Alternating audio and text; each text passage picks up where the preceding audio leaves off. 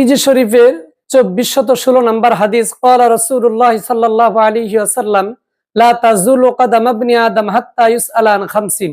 রাসূল আকরাম সাল্লাল্লাহু আলাইহি ওয়াসাল্লাম বলেছেন, কিয়ামতের দিন 5টি প্রশ্নের উত্তর দেওয়া ছাড়া কোনো ব্যক্তি এক কদম সামনে অগ্রসর হতে পারবে না, তার পাকে সামনে এক কদমও বাড়াতে পারবে না।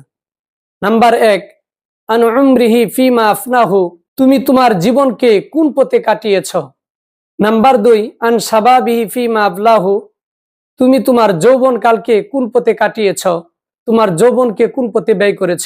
নাম্বার 3, আন মালিহি মিন আইনা ইকতাসাবা, তুমি তোমার অর্থ সম্পদকে কোথায় থেকে উপার্জন করেছ, হালাল পথে নাকি হারাম পথে। নাম্বার 4, ওয়াফিমা আনফাকাহু, এবং তোমার এই অর্জিত অর্থ সম্পদ কোন পথে ব্যয় করেছ, ভালো পথে নাকি খারাপ পথে, হালাল পথে নাকি হারাম পথে।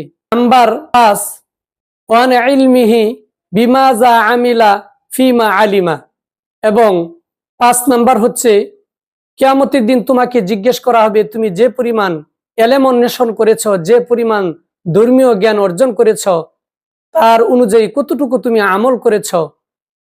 এই 5টি জিনিসের হিসাব প্রত্যেকটি আদম সন্তান, নারী হোক পুরুষ হোক, সে যে পর্যন্ত যথাযথভাবে সঠিকভাবে উত্তর না দিতে পারবে, ওই পর্যন্ত সে এক কদমও সামনে বাড়তে পারবে না।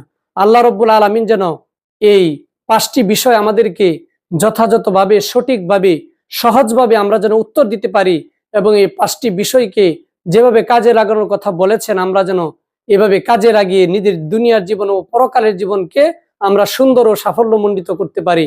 আল্লাহ তাআলা তৌফিক দান করুন।